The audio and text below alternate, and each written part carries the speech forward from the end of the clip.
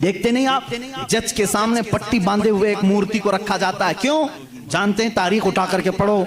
इसी सरजमीन पर ऐसे जुल्म किए गए हैं जहां चंद ब्राह्मणों ने कम जात के लोगों के कान काटे हैं, जहां लोगों के कानों में गरम तेल डाले हैं।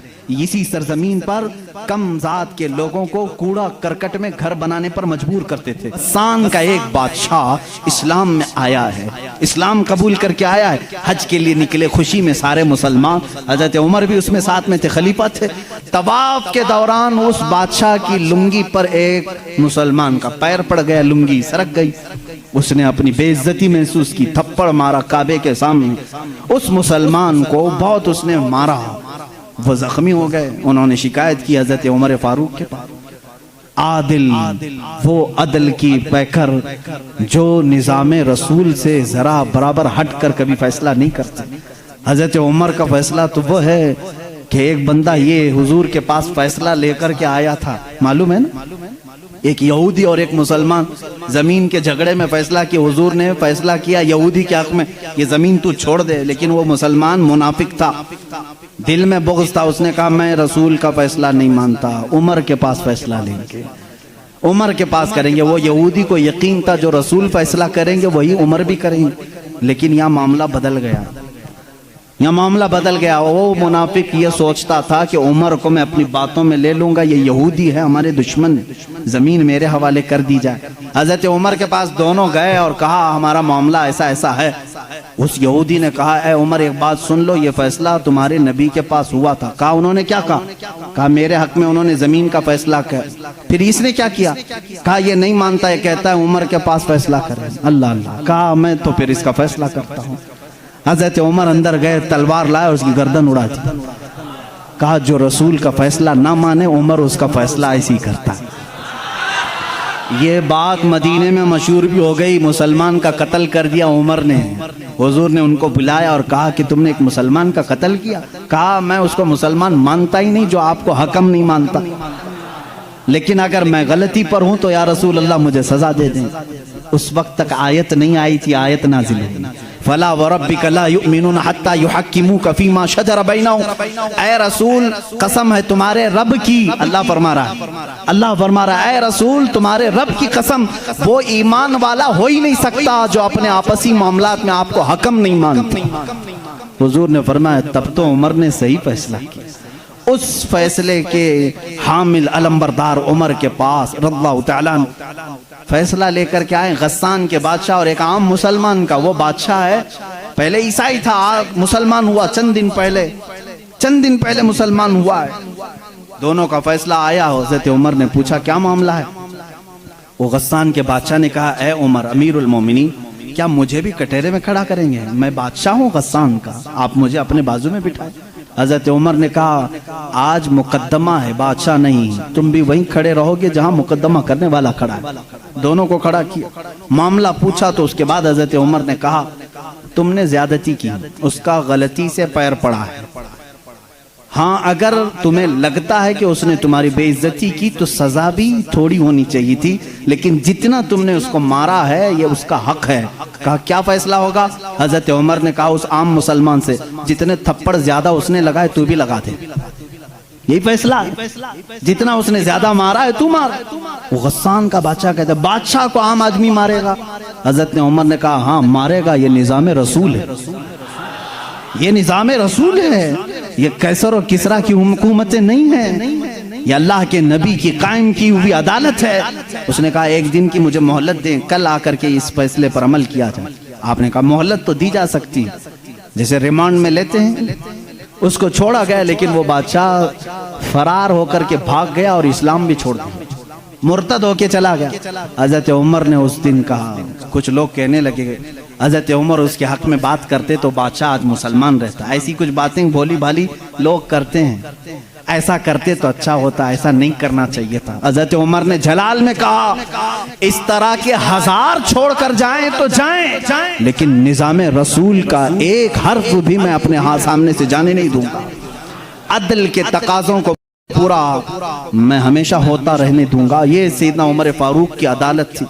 ये आज पीस एंड जस्टिस की बात करते हैं, उन लोगों से बात करते हैं जिनके पास उमर जैसी अदालत है।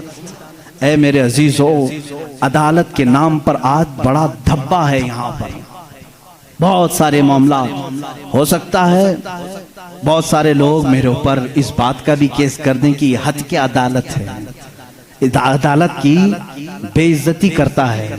हो सकता है मेरे अजीजों, मैं उस अदालत की इज्जत करता हूं जहां अदालत होती है।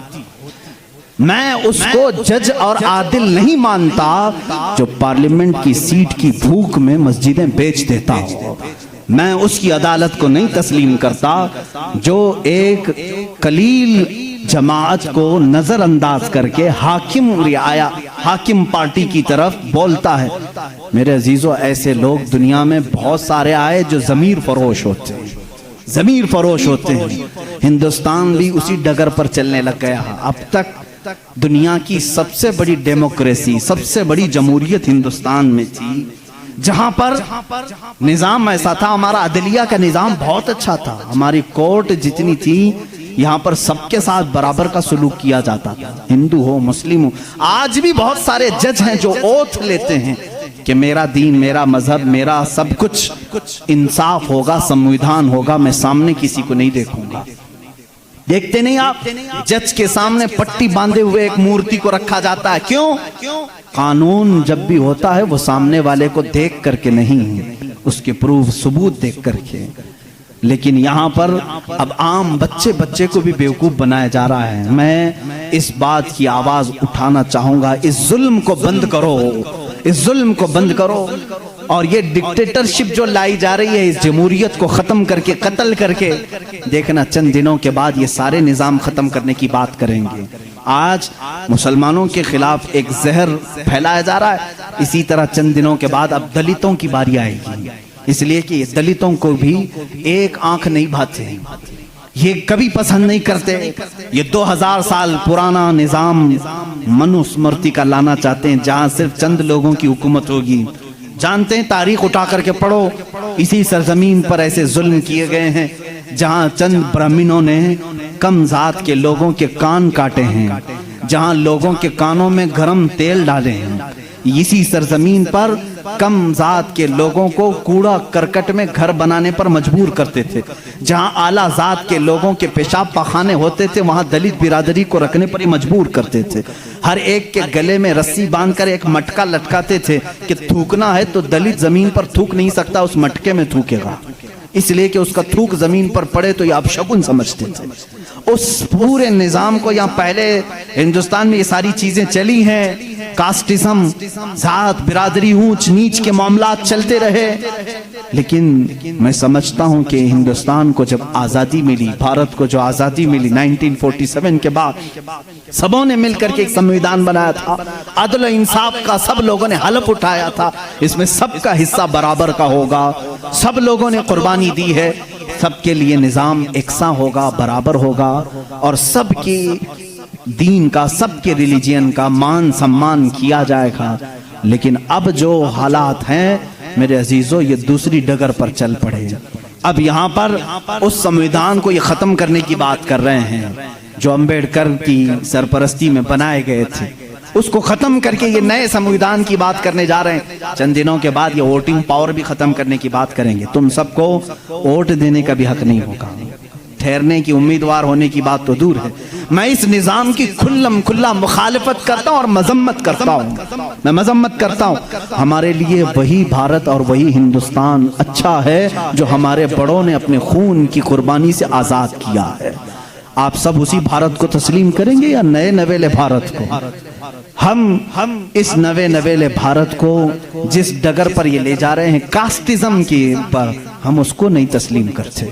हम उस भारत को, उस संविधान को मानते हैं जहां अदल सबके लिए बराबर हो, सबके लिए बराबर हो। सुप्रीम कोर्ट को आजाद रखा जाए, वो सबके साथ बराबर का इंसाफ कर सके, चाहे वो तख्त पर बैठा हुआ आदमी हो, चाहे वो गरीब आदमी हो, सबके साथ बराबर का अदल कर सके। हिंदुस्तान ही की बात मैं अगर बताऊं, यहां पर एक बादशाह ऐसा भी गुजरा जिसके एक तीर से एक बच्चे की मौत हो गई थी। एक बच्चे की मौत हो गई। औरत जो बच्चे की माँ थी वो मुकदमा कर दी चीफ जस्टिस के पास।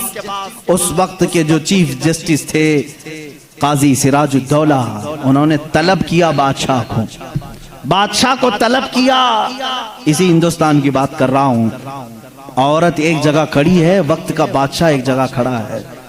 औरत ने कहा मेरे बच्चे को इनके तीर से मौत हो गई। बादशाह शिकार खेल रहा था, चूक के तीर लग गया। बादशाह ने कहा हाँ मेरा तीर लगा तो है, गवाह भी हैं, सिपाही भी गवाह हैं, औरत भी गवाह है। दो ऑप्शन होते हैं मौत के बाद, किसी का कुछ कत्ल हो गया अनजाने में, चूक कर अगर कत्ल हो गया, दो ऑप्शन इस्लाम देता है। उस औरत को काजी ने कहा तेरे पास दो ऑप्शन है, चाहे तो अपने बच्चे की मौत पर दियत ले ले, कुछ पैसे ले ले बादशाह से और उसे माफ कर दे, या चाहे तो जान के बदले जान ले ले। बादशाह की जान भी ले सकती है। काजी ने फैसला सुना दिया, ये नहीं कि बादशाह को छोड़ देना है, दोनों ऑप्शन औरत के ऊपर। वो औरत ने जब देखा कि अदल का ये पैकर इस्लामी निजाम है, बादशाह के तीर लगा है और काजी सही सही फैसला दे रहा है, उस औरत ने कहा अगर ये काजी आज इस तरह का सही फैसला दे रहा है तो इस तरह के बादशाह की वजह से ही, बादशाह ऐसा होगा इसीलिए काजी ऐसा है। उस औरत ने कहा मैं इस बादशाह की जान बख्शती हूँ, मेरे बच्चे के लिए जो दियत बनती है वो बादशाह मुझे दे दे। बादशाह ने जितनी दियत बनती थी उससे ज्यादा उसे दिया। और जब ये मामला खत्म हुआ तो बादशाह काजी के पास आया, काजी के पास आया और अपना जुब्बा खोला, उसमें खंजर था, खंजर निकाला, कहा काजी, वो उस वक्त के सुप्रीम कोर्ट का चीफ जस्टिस था काजी। बादशाह क्या कहता जानते हो, मुझे जब पता चला मेरे ऊपर मुकदमा है और मुझे मालूम था मेरे तीर से एक बच्चा फौत हुआ है, मैं आज कोर्ट में आ रहा था, मैं साथ ही खंजर लेके चला। काजी ने पूछा क्यों लेके चले? कहा मैं ये देखना चाहता था कि अगर फैसला कुरान और हदीस के मुताबिक हो तो ठीक है मैं मान लूं, और जरा बराबर अगर बादशाह का ख्याल करके काजी ने किया तो इसी खंजर से काजी को कत्ल कर दो। बादशाह ने यह कहा, काजी मुस्कुराया और अपने गद्दे से उठ गया और चादर हटाई, नीचे बहुत बड़ा कोड़ा था।